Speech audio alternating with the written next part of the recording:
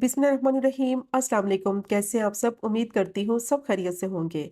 आज जो रेसिपी बनाएंगे, अगर आपने उसका एक चम्मच भी खा लिया सर्दियों में, तो यकीन करें घुटनों का दर्द और जोड़ों का दर्द तो बिल्कुल ख़त्म हो जाएगा। तो आज बनाएंगे बहुत ही ज़बरदस्त और हेल्दी दलिया। बहुत ही टेस्टी भी बनता है और खाने में बहुत ही फ़ायदेमंद भी है। और इसमें कैल्शियम जो है वो बहुत ही वाफर मिकदार में मौजूद होता है, जो कि हमारी हड्डियों के लिए बहुत ही फ़ायदेमंद है। और इसकी ख़ास बात यह है कि इसको आप बनाकर आसानी से स्टोर भी कर सकते हैं। तो बस वीडियो को आपने स्किप नहीं करना। वीडियो के दौरान मैं बहुत सी टिप्स आपके साथ शेयर करूंगी कि इसको किस तरह से हेल्दी बनाएंगे और इसको किस तरह से स्टोर किया जा सकता है। और अगर आपको रेसिपी पसंद आए तो हमेशा की तरह चैनल को भी ज़रूर सब्सक्राइब करें। तो चलें, टाइम ज़ाया के बगैर शुरू करते हैं इस मज़ेदार सी रेसिपी को बनाना। तो सबसे पहले मैंने पैन ले लिया है, उसमें डालेंगे 1 टेबल स्पून देसी घी। 8 से 10 बादाम लिए थे, उनको मैंने चॉप कर लिया था, और 8 से 10 ही मैंने काजू लिए हैं।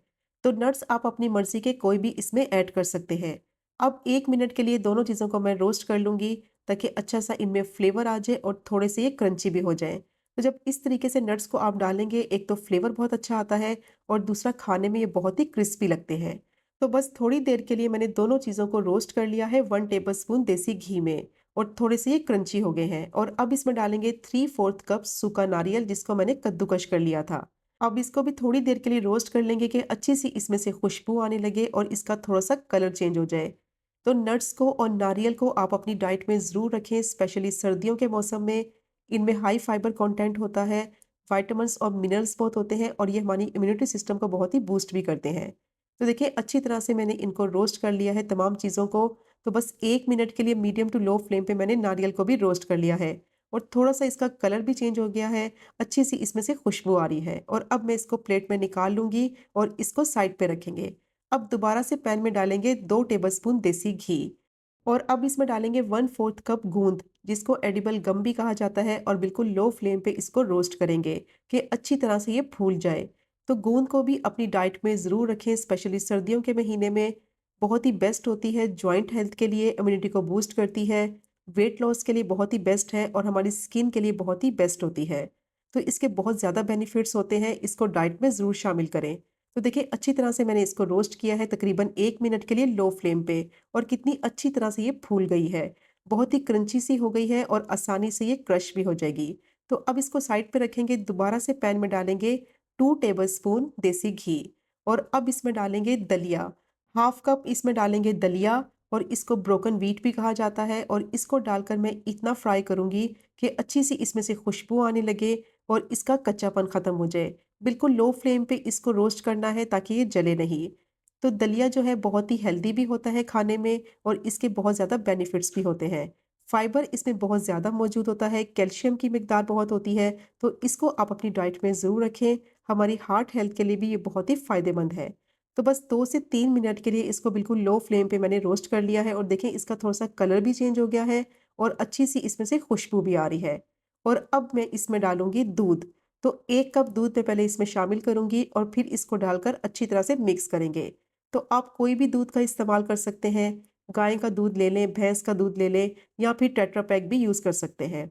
तो दूध को डालकर देखिए मैंने अच्छी तरह से इसको मिक्स कर लिया है, और आहिस्ता-आहिस्ता इसमें दूध डालते जाएँगे और मिक्स करते जाएँगे, ताकि इसमें लम्प्स ना बने। अब दूसरा कप मैंने इसमें दूध का डाल दिया है, और इसको डालकर भी अच्छी तरह से मिक्स कर लेंगे। फ्लेम को मैंने मीडियम टू लो रखा हुआ है। अब जैसे ही इसको मैंने मिक्स कर लिया है, अब मैं इसमें डालूँगी तीसरा कप दूध का। आधा कप मैंने दलिया लिया था, उसके हिसाब से मैंने 3 कप दूध का इस्तेमाल किया है। अब अच्छी तरह से इसको मिक्स करेंगे। मिक्स करने के बाद मैं इसको कवर कर दूँगी, ताकि इसमें अच्छा सा बॉयल आ जाए। फ्लेम को मैंने थोड़ा-सा मीडियम टू हाई कर दिया है। तो बस 2 से 3 मिनट के लिए मैंने इसको कवर किया है, और देखिए दूध जो है वो थोड़ा-सा पकने लगा है। अब इसको थोड़ा-सा मिक्स करेंगे। मिक्स करने के बाद इसको मैं कवर कर दूँगी, क्योंकि दलिया जो है वो कच्चा है, उसको गलाना है। तो वो दूध में पकेगा और इसी में अच्छी तरह से गल भी जाएगा। तो अच्छी तरह से मैंने इसको मिक्स कर लिया है। फ्लेम को मैंने मीडियम टू लो कर दिया है। अब इसको कवर करके 10 मिनट तक पकने के लिए रखेंगे, ताकि दलिया जो है वो अच्छी तरह से गल जाए। तो 10 मिनट हो गए थे इसे पकते हुए। दलिया जो है वो गल चुका है, दूध भी काफ़ी ड्राई हो गया है। तो इसको चेक कर लेंगे। दलिया अच्छी तरह से प्रॉपर तरीके से गला हुआ होना चाहिए, क्योंकि ये कच्चा होगा तो इसका टेस्ट और फ्लेवर जो है वो ख़राब हो जाएगा। तो देखिए अच्छी तरह से ये सॉफ्ट हो चुका है, गल चुका है। और अब इसमें डालेंगे जो गोंद को फ्राई करके रखा हुआ था। आप चाहें तो इसको क्रश करके भी दूध में डाल सकते हैं, लेकिन मैं इसको ऐसे ही डाल रही हूँ क्योंकि जैसे ही ये दूध में पकने लगेगी तो फ़ौरन से मेल्ट होने लगेगी। तो मीडियम टू लो फ्लेम पे इसको 3 से 4 मिनट के लिए मैं पका लूँगी ताकि अच्छी तरह से ये दूध में मिक्स हो जाए, इसका जो फ्लेवर है वो दूध में आ जाए। तो बस इस तरह से मीडियम टू लो फ्लेम पे मिक्स करते हुए इसको पकाते जाएँगे और साथ-साथ इसको मैश करते जाएँगे और ये खुद ब खुद मेल्ट होती जाएगी। तो देखिए अच्छी तरह से मैंने इसको कुक कर लिया है और काफ़ी गूंद जो है वो मेल्ट हो गई है। और अब इसमें डालेंगे जो नट्स को और नारियल को रोस्ट करके रखा हुआ था और इनको डालकर भी अच्छी तरह से मिक्स करेंगे। बिल्कुल लो फ्लेम पे तमाम चीज़ों को मिक्स करते हुए अच्छी तरह से पकाना है और इसको इतना पकाएंगे कि दूध जो है वो पूरी तरह से खुश्क हो जाए। तो बस 1 से 2 मिनट हो गए थे। देखिए दूध जो है वो काफ़ी हद तक खुश्क हो गया है और अब इसको थोड़ा-सा मीठा बनाने के लिए मैं इसमें डालूँगी 1/4 कप खजूर और आधा कप इस पे डालेंगे गुड़ का पाउडर और इनको डालकर अच्छी तरह से मिक्स करेंगे।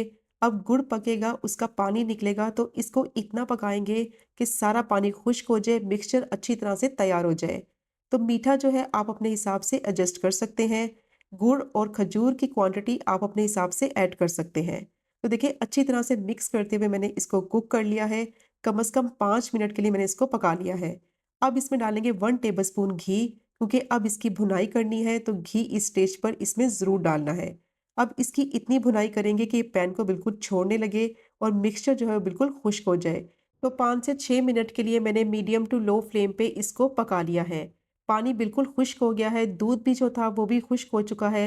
मिक्सचर जो है देखिए हल्का-सा पैन को छोड़ने लगा है और घी भी नज़र आने लगा है।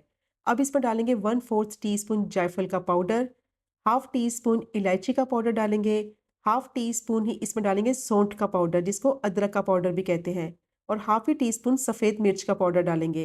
अच्छी तरह से इसको मिक्स करेंगे और कम से कम 2 से 3 मिनट के लिए इसको और पकाएंगे ताकि मिक्सचर जो है वो कंप्लीटली पैन को छोड़ दे और इसका घी जो है वो सरफेस पे आ जाए।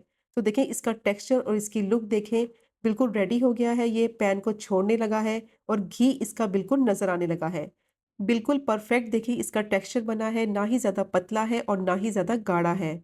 इसका घी बिल्कुल अलग हो चुका है, तो यही इसकी निशानी है कि अच्छी तरह से इसकी भुनाई हो गई है और मिक्सचर ने पूरी तरह से पैन को छोड़ दिया है। तो बेहतरीन और मज़ेदार हेल्दी किस्म का दलिया जो है हमारा रेडी हो गया है और अब इसको सर्व कर लेते हैं। तो ये चेक करें आप इसकी फाइनल लुक। बहुत ही ज़बरदस्त ये मीठा भी है, इसको आप इंजॉय भी कर सकते हैं और फ़ायदेमंद भी है। बहुत ही हेल्दी रेसिपी है और इसको आप बनाकर आसानी से स्टोर भी कर सकते हैं क्योंकि इसको देसी घी में बनाया है, जिसकी वजह से इसकी शेल्फ लाइफ जो है बहुत ही बढ़ जाती है और इसमें जितनी भी चीज़ें इस्तेमाल की हैं वो सेहत के लिए बहुत ही फ़ायदेमंद है। तो ज़रूर ट्राई कीजिएगा ये मज़ेदार सी रेसिपी को। अगर आप इसका 1 चम्मच भी डेली खाएँगे तो बहुत ही फाइबर इसमें मिलेगा, कैल्शियम मिलेगा और हड्डियों और जोड़ों को मज़बूत करेगा। तो ज़रूर ट्राई कीजिएगा ये मज़ेदार सी रेसिपी को और अगर आपको वीडियो पसंद आए तो चैनल को सब्सक्राइब करें, वीडियो को लाइक करें और शेयर करें। इंशाल्लाह मिलेंगे अगले कुकिंग व्लॉग में फिर एक नई रेसिपी के साथ। तब तक मुझे अपनी ख़ास दुआ में याद रखें। अल्लाह हाफ़िज़।